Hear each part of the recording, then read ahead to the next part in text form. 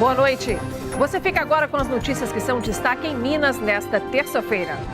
Polícia desarticula quadrilha especializada em dar golpes, fraudando consórcios para compra da casa própria. Acidente fecha a BR-381 por quase 4 horas. Policiais podem ser despejados de imóveis para onde foram levados para morar por motivos de segurança. Tem nova tecnologia no metrô de BH que vai ajudar os usuários a comprar bilhetes mais rapidamente. No esporte, você confere os gols da vitória do Atlético sobre o Xará do Paraná. E hoje você também assiste a segunda reportagem especial da série sobre reprodução assistida. Mais informações sobre essas e outras notícias a partir de agora.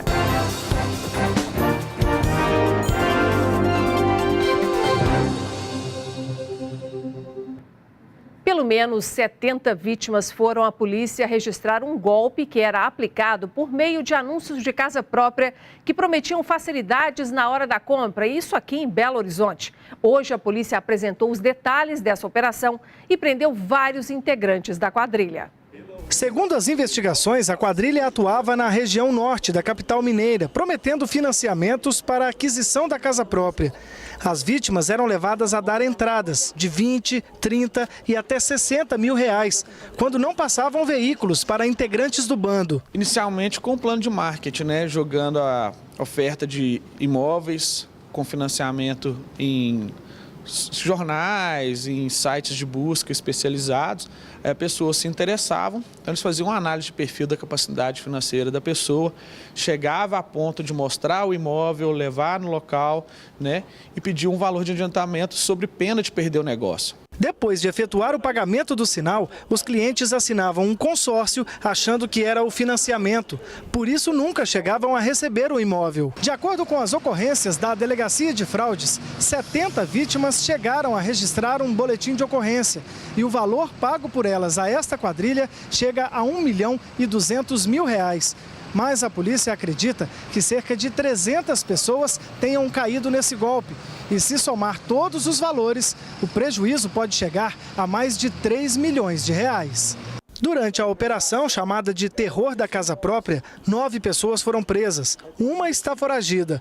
A Polícia Civil também apreendeu 5 carros e 2 motos. O líder é o Anderson Gomes, que é o dono da Floramar Cred, que é uma promotora de venda de consórcios, vamos dizer assim.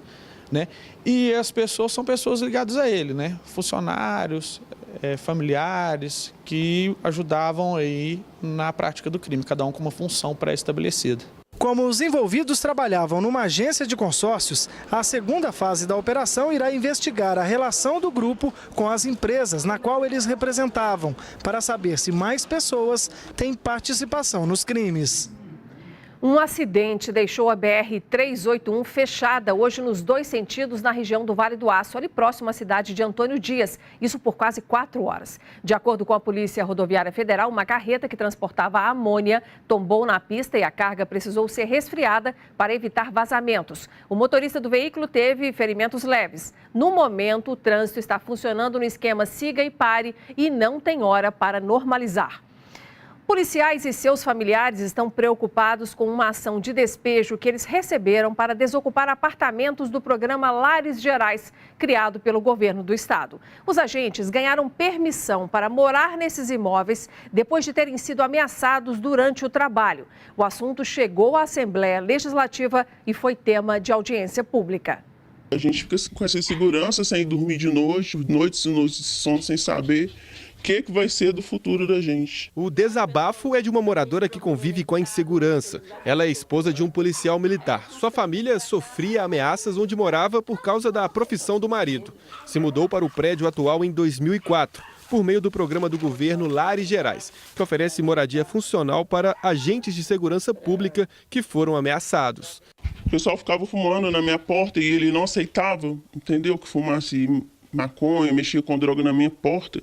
E ele sempre escorraçava o pessoal. Então o pessoal matou 2 irmãos dele em repressão a ele.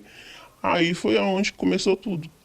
Começou muita perseguição na gente e eles teve que tirar a gente de lá e colocou aqui. O problema é que o Estado decidiu não prorrogar o prazo dessas famílias assistidas pelo programa. A moradora, inclusive, já recebeu ordem de despejo. Quando o oficial de justiça chegou à minha porta, eu falei com ele que se ele quisesse, poderia pegar minhas coisas tudo e levar para onde ele quisesse, porque eu não tenho para onde ir.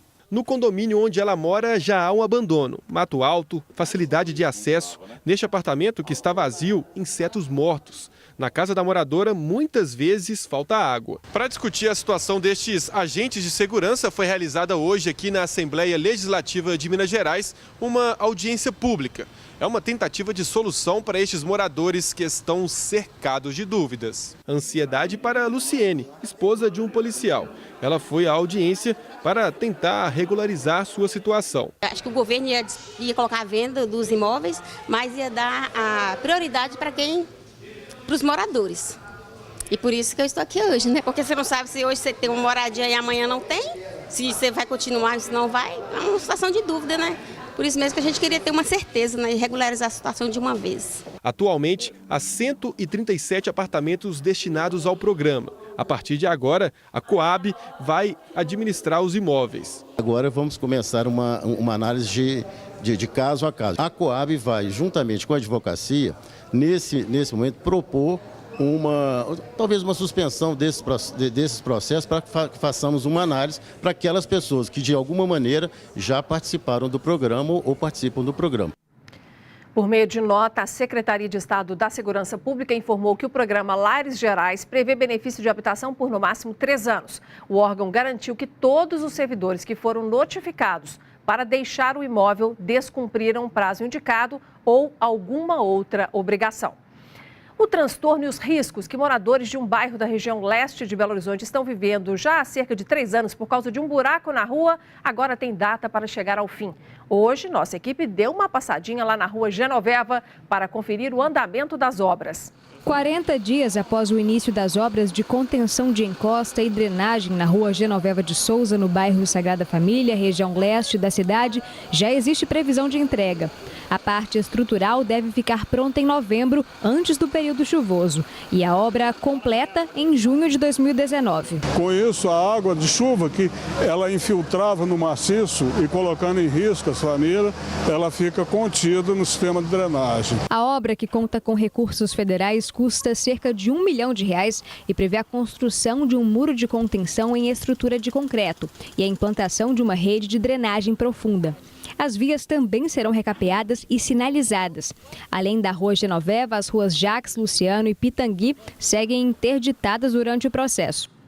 E tem novidade no metrô de BH. Começou a ser testado hoje o bilhete com QR Code, que é um código universal. Os passageiros vão poder pagar pela tarifa unitária com cartão de débito em um terminal de autoatendimento instalado na estação central. Será o fim das filas. Corre, corre, pessoas atrasadas, para piorar filas. Só que estas filas podem estar com os dias contados no metrô de Belo Horizonte, graças ao QR Code, uma espécie de código de barras. E olha só como o processo é bem simples. Aqui na estação central, por exemplo, já temos bilheterias reservadas para esse projeto. A gente chega, compra a passagem, tudo bem, meu amigo? QR Code, por favor. O passageiro tem a opção também de comprar pelo cartão de débito.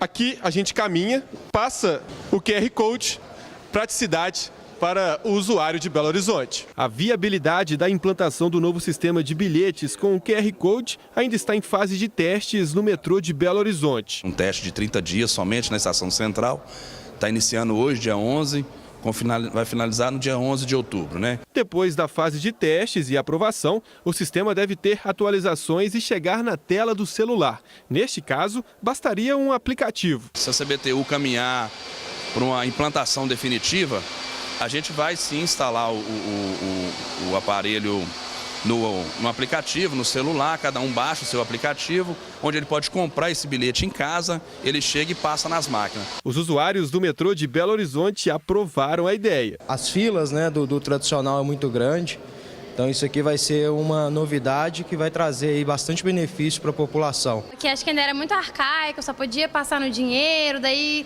muitas vezes hoje em dia a gente não anda com dinheiro mais. Acho que vai ser bom, vai ser bem-vindo. Toda evolução é bem-vinda, né? Foi prorrogada mais uma vez a campanha de vacinação contra o sarampo e a poliomielite aqui em Belo Horizonte. De acordo com a Secretaria Estadual de Saúde, como apenas 89% das crianças entre 1 e 5 anos de idade foram imunizadas, a campanha em todos os postos da capital foi estendida até o dia 14, próxima sexta-feira. E veja a seguir os destaques do esporte. Nós teremos aí as imagens do Atlético, que venceu o Xará Paranaense em casa por 3-1. Os melhores momentos da partida você confere depois do intervalo.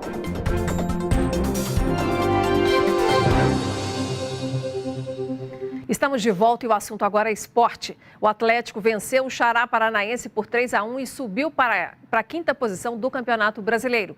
Depois da vitória, o Galo já pensa no clássico de domingo contra o Cruzeiro.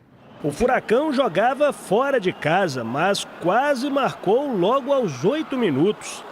Só que no lance teve um desvio na zaga e na cobrança de escanteio 2 vezes seguidas, o zagueiro Maidana jogou contra o Patrimônio na segunda, 1-0 para o Atlético Paranaense. O Galo então partiu para cima e Tomás Andrade soltou a bomba para a ótima defesa de Santos. O argentino apareceu de novo e quase marcou quando tentou cruzar. E foi dos pés do gringo que saiu a bola para o gol de empate. Cruzamento de Tomás Andrade e Léo Silva cabeceou com força para fazer seu 33º gol com a camisa alvinegra. 1-1. O time paranaense mostrou no início da segunda etapa que buscaria a vitória. Dá só uma olhada onde foi essa bomba do Nicão. Uma sucessão de ataques rubro-negros. Lúcio Gonçalves também tentou. Mas o que o Furacão não fez, Elias tratou de fazer. Recebeu de Luan e encheu o pé, virando o jogo para o time mineiro. 2-1. Aí até zagueiro foi para o ataque para tentar o empate. Léo Pereira fez Vitor trabalhar. E na cobrança do escanteio, a trave salvou o Galo de novo. Bombardeio paranaense e Vitor se virando lá atrás. Até que a história se repetiu aos 38 do segundo tempo. Ricardo Oliveira recebeu na área, tentou 2 vezes e aumentou a conta para o time da casa, 3-1. Ainda deu tempo de Nicão perder a cabeça e ser expulso. Enquanto o Furacão lamenta as muitas oportunidades perdidas, o Xará Mineiro assume a 5ª posição na tabela, mas já pensa no clássico de domingo contra o Cruzeiro. Nessa última fase agora do ano, vão ser 14 jogos, 14 finais, nosso grupo tem que saber disso e seguir jogo a jogo concentrado para fazer boas partidas e conseguir o maior número de pontos possível. Manter o equilíbrio na vida, esse é um grande desafio. Em meio a uma rotina de trabalho e estudos, muitas pessoas se esquecem da importância do lazer, de estar com a família e com os amigos. Nosso colunista Paulo Navarro traz hoje essa reflexão. Gosto de reler um clássico da internet. O menor discurso de despedida de Brian Dyson, ex-presidente da Coca-Cola. Imaginem a vida como você fazendo malabarismo com 5 bolas. As bolas são trabalho, família, saúde, amigos e vida espiritual. Vocês têm que manter todas no ar. O trabalho é uma bola de borracha, bate e volta. As outras 4 bolas são frágeis como vidro. Se uma delas cair, ficará marcada ou até quebrada. Trabalhem bem, mas deixe o trabalho no seu lugar. Não o levem para casa. Gastem o tempo com a família e os amigos. Façam exercício regularmente, comam e descansem. Sobretudo, fortaleçam a vida interior espiritual, pois é eterna. Os problemas não são eternos, sempre tem solução, menos a morte. A vida é curta, por isso, amem a vida intensamente. E atenção você, antes de falar, escute. Antes de escrever, pense. Antes de criticar, examine. Antes de ferir, sinta. Antes de orar, perdoe. Antes de gastar, ganhe. Antes de desistir, tente de novo. Antes de morrer, viva! Começa nesta quinta-feira e vai até o dia 23 de setembro a 14ª edição do Festival Internacional de Teatro em Belo Horizonte.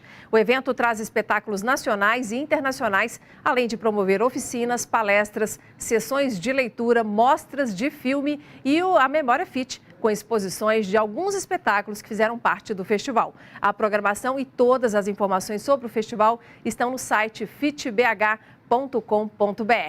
E depois do intervalo, tem a segunda reportagem da série Bebê de Proveta aos 40 anos. Nossa equipe foi até a Espanha, país referência em produção assistida, para conhecer mais sobre o processo do congelamento de óvulos para quem quer adiar a maternidade.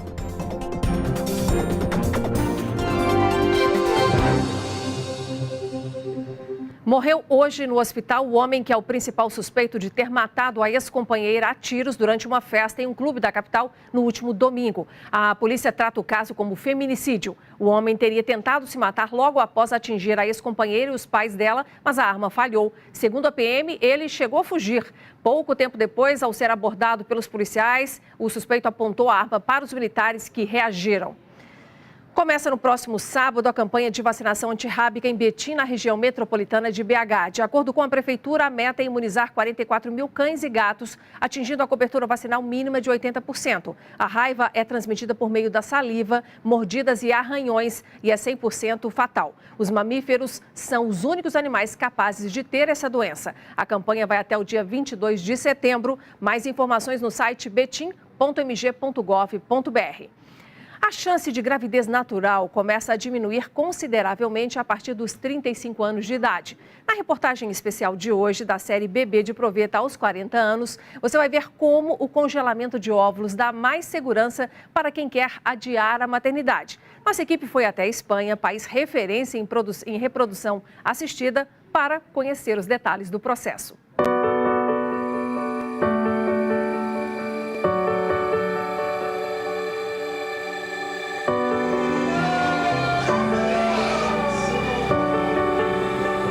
Foram 9 anos tentando, 6 fertilizações, 10 transferências de embriõezinhos congelados, 3 abortos. A gente viveu intensamente, desde da barriga crescendo até o momento que a Iris chegou lá na sala, né, de cirurgia. Aí eu olhei ela gritando.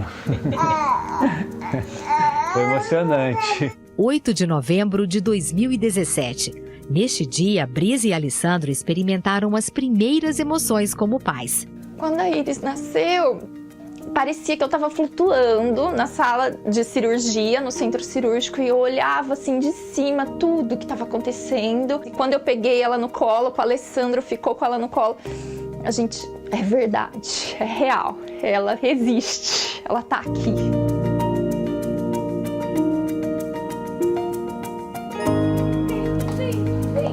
Não foi fácil conseguir engravidar. Além de uma doença nas trompas, Brisa tem endometriose, problema que faz o tecido uterino se deslocar para outras partes do corpo, como os ovários. Ela sofria com infertilidade. Nas mulheres, as doenças mais comuns são a endometriose, os miomas e a endometrite, que é a inflamação da parede interna do útero. Entre os homens, os principais problemas são os espermas de baixa qualidade e em pequena quantidade. Foi o caso da Rebeca e do Tiago. Ela tem hipertiroidismo e ovário policístico. E ele tem poucos espermatozoides. Eu não tinha nenhum sintoma físico. Fiz o espermograma, né, o exame que a gente faz para avaliar a quantidade e a qualidade. E o meu problema é que eu tinha pouco número de espermatozoides. Apesar de todas as dificuldades, o casal se uniu ainda mais até a chegada do Lucas. A infertilidade trouxe pra gente uma união muito maior. Eu e ele tínhamos problema, eu e ele queríamos engravidar. Saúde reprodutiva é um problema de saúde pública, porque está muito mais comum. Você tem que ter um controle ginecológico sobre a sua fertilidade. Quando se fala em fertilidade, é como se as mulheres não parassem de descer uma escada. Apesar de nascerem com cerca de 2 milhões de óvulos, perdem até 2 mil por mês. Aos 35 anos, a fertilidade cai para até 60% e despenca para 30% aos 40 anos. Aos 45, restam poucos óvulos e de baixa qualidade. Quanto mais a gente souber o que está acontecendo com cada pessoa e personalizar o tratamento, maior vai ser a chance de sucesso. Em muitos países, a gravidez tardia é cada vez mais comum. Por causa do trabalho, muitas mulheres esperam mais tempo para planejar a família. A descoberta da pílula anticoncepcional na década de 60 permitiu que a mulher escolhesse quando ficar grávida. Agora, quase 60 anos depois, ela precisa decidir se quer congelar o relógio biológico para adiar a maternidade sem precisar abrir mão do próprio material genético. O congelamento de óvulos é a esperança para conservar a fertilidade e adiar a maternidade. Mas assim como a fertilização in vitro, o custo é alto, R$15 mil. E ainda é necessário pagar uma mensalidade para manter o material genético guardado em botijões a 190 graus negativos. Há 5 anos, a vida da Márcia se divide entre o trabalho no Brasil e na Espanha. Como é especialista em reprodução, ela sabe que está correndo contra o tempo na missão de conciliar a vida profissional com o desejo de ser mãe. Por isso, aos 30 anos de idade, decidiu congelar os óvulos e só pensa em ter filhos mais tarde. É como se eu tivesse feito um plano de saúde. Tá ali, tá garantido. Tenho meus ovinhos congelados na clínica. Hoje tem inúmeros testes genéticos que eu posso fazer, meu marido pode fazer, pra gente prevenir doenças, pra gente prevenir de ter um bebê com problema. Se eu chegar nos 40 e então eu decidir ser mãe, eu tenho total segurança de ter um bebê saudável em casa. O congelamento é indicado para mulheres que têm histórico de menopausa precoce na família ou precisam fazer tratamento contra o câncer, que diminui a fertilidade. É o caso da Cristina. Aos 30 anos de idade, ela foi diagnosticada com um tumor. A notícia assustou a servidora pública, que tomou uma decisão difícil para não colocar fim ao sonho de ser mãe. Adiou o tratamento da doença para poder congelar os óvulos. Agora, 5 anos depois de vencer o câncer, Cristina está tranquila para pensar no primeiro filho. Hoje eu estou com 37 anos. Esses óvulos que estão lá congelados, a gente brinca aqui em casa no freezer, eles têm 33 anos, são óvulos novos. E passada essa tempestade, essa fase complicada, é uma tranquilidade saber que, se precisar, caso a gravidez não venha de forma espontânea, eles estão lá. E eu tenho a quem recorrer, se for o caso. Para ajudar quem não consegue engravidar naturalmente, seja pela idade ou por alguma doença, muitas mulheres procuram clínicas para doar óvulos. No Brasil, a legislação prevê que isso seja feito de forma anônima. A Johanna tem 20 anos e é a esperança de várias famílias. Em breve, ela será doadora pela segunda vez. O material coletado em laboratório será congelado e preservado, até que apareça alguém interessado nas mesmas características físicas da estudante. Eu me coloquei no lugar de uma possível mulher que gostaria muito de engravidar e não consegue. Então, por isso eu acho válido, não vejo problema em passar por esse esforço. É uma coisa que deixa a gente mais tranquilo, tanto no tratamento quanto hoje em dia, né? Se eu precisar, eu sei que é só descongelar. Tá no freezer? Tá no freezer. Aqui em casa a gente brinca que são os nossos congeladinhos. Na última reportagem da série, as novas e mais modernas pesquisas sobre reprodução assistida no mundo, que trazem mais precisão para criar e selecionar embriões e aumentam as esperanças de quem sonha em ter filhos. Não perca a reportagem de amanhã. E agora eu quero renovar aquela nossa parceria para que você nos conte os problemas que estão acontecendo aí na sua rua, no seu bairro. Para isso, use o nosso Bandzap, que é o 31 99 772 7663. Nós ficamos por aqui. Muito obrigada pela sua audiência, mas amanhã estaremos de volta e eu quero contar com você. Até lá e boa noite.